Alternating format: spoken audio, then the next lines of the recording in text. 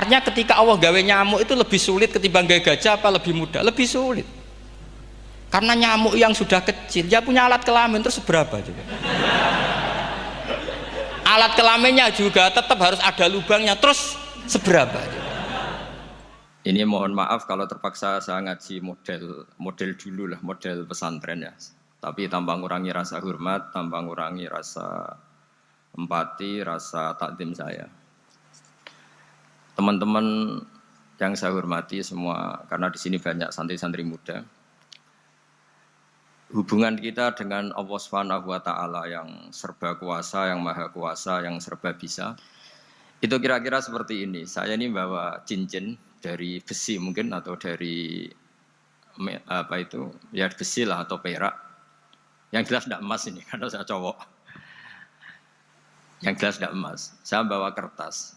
Kalau Anda saya tanya, kertas ini sama cincin kuat mana? Pasti akan menjawab kuat cincin karena materinya dari besi. Jawaban itu benar, tapi harus ditambahkan secara materi itu kuat cincin ketimbang kertas. Tapi Anda salah, harusnya menjawab ya terserah Gus Bahak karena yang megang itu Gus Bahak. Karena bisa saja saya punya rencana menghancurkan cincin ini, sementara saya punya rencana mengabadikan kertas ini. Kira-kira gitu hubungan manusia dengan Allah Subhanahu wa taala. Jadi hal yang kita kira abadi karena materinya kuat, ternyata Allah punya rencana menghancurkan.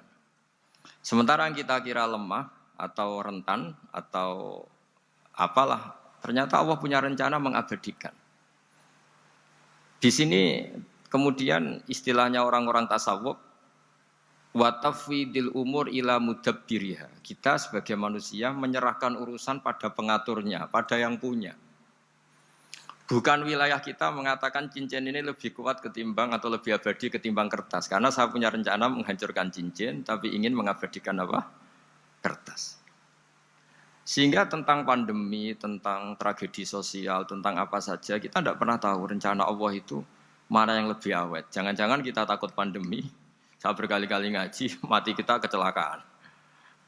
Jangan-jangan takut kecelakaan, mati kita karena ngelindur, tiru kebablasan, nggak bangun. Gitu. Kita takut mati ngelindur, mati kecelakaan, jangan-jangan mati kita karena likuifaksi, karena gempa atau karena tsunami. Nah, hal-hal seperti ini yang terus menjadikan kita bilang dan berkeyakinan hasbunallah wa ni'mal wakil. Hanya Allah yang tahu dan semua urusan mencukupi kita hanya Allah. Sehingga sebelum ngaji ini lebih jauh, pastikan bahwa tidak dalam wilayah kita mengatakan bahwa cincin ini lebih abadi, lebih awet ketimbang kertas. Tapi kita harus menjawab secara materi cincin itu lebih awet ketimbang kertas. Tapi secara hakikat ya terserah yang mengendalikan, terserah yang punya, rencananya apa. Nah, di sini pentingnya ngaji. Karena dari ngaji itu kita akan kembali ke ma'rifatullah, ngerti Allah yang sebenarnya. Sebab itu di surat Isra disebut pada akhirnya ngaji itu apa?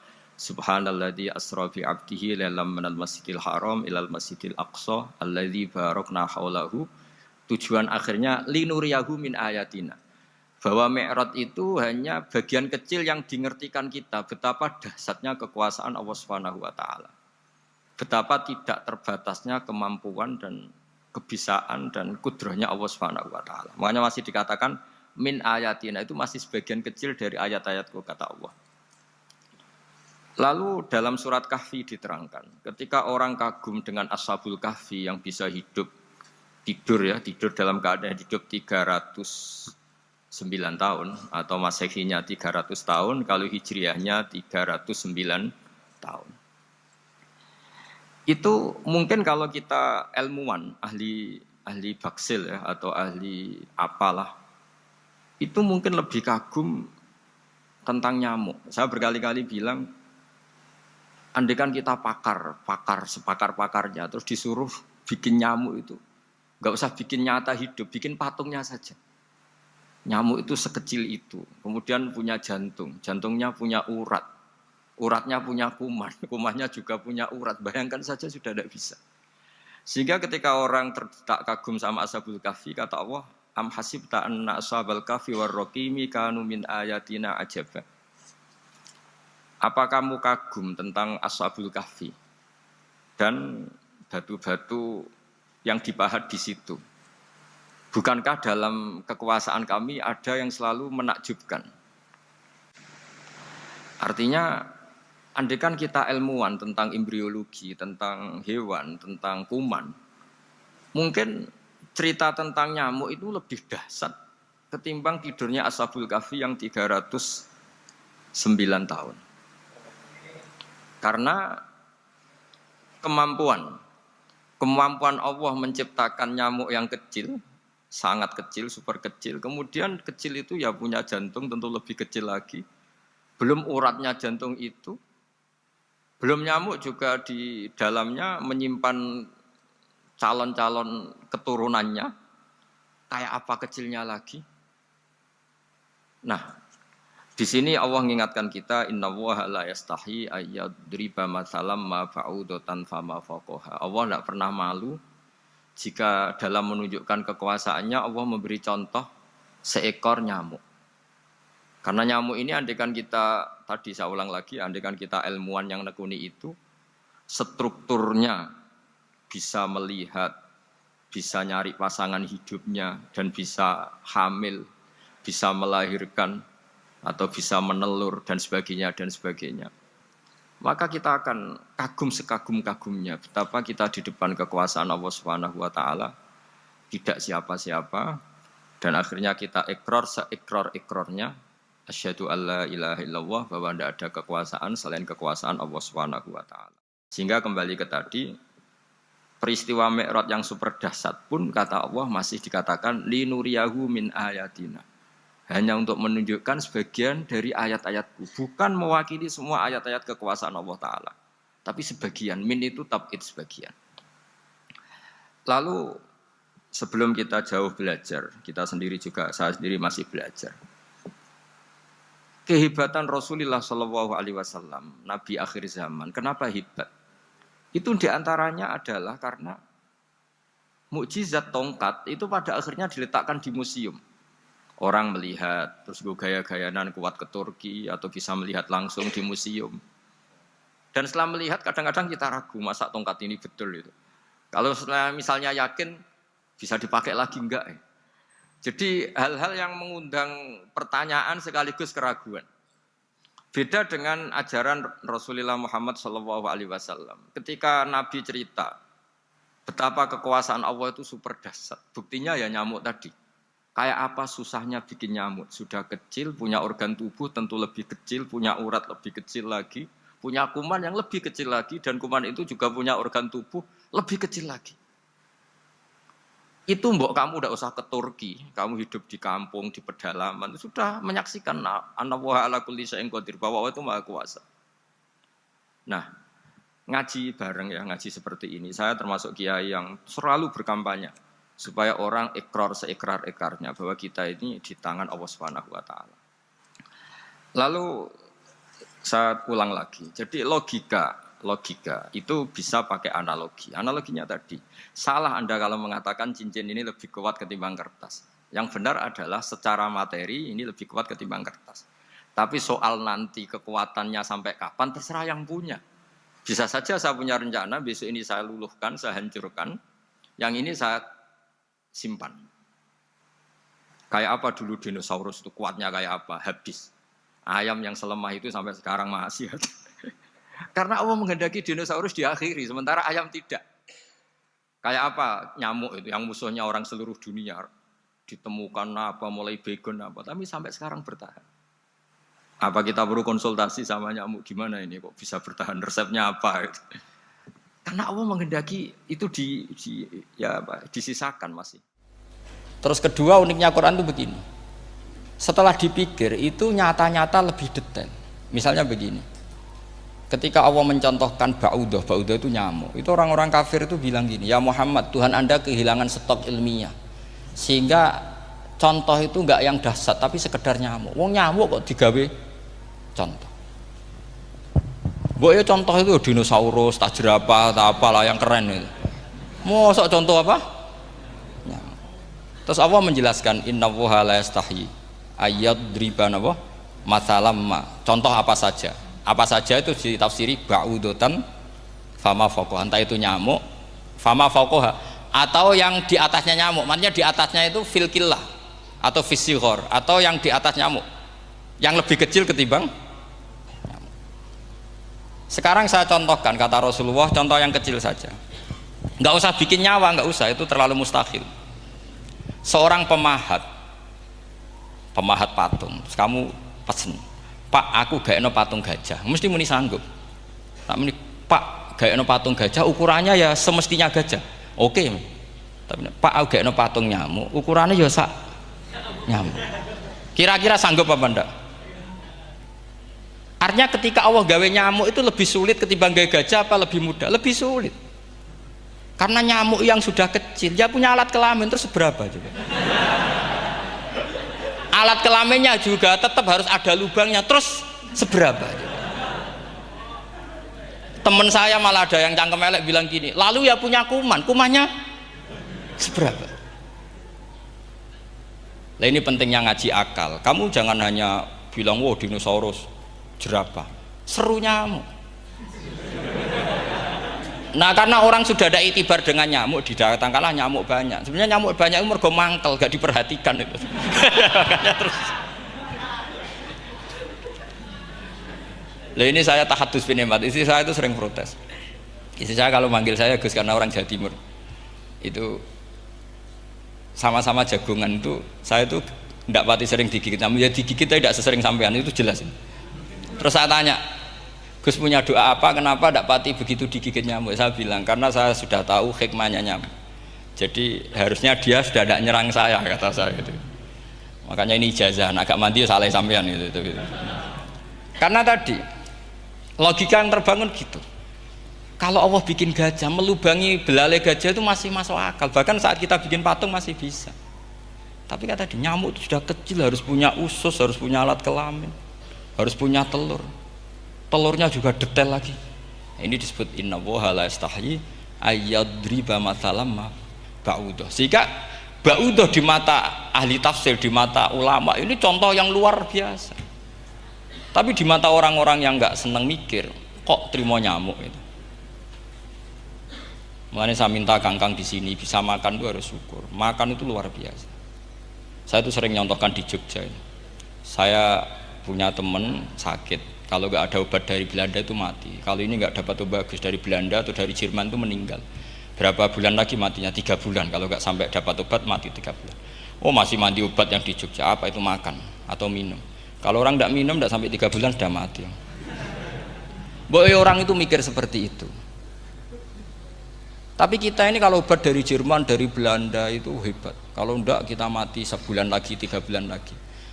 Allah bikin obat pada kita tiap hari, yaitu kita bisa makan, bisa minum. Itu kalau sekali nggak makan 5 hari bisa mati sama.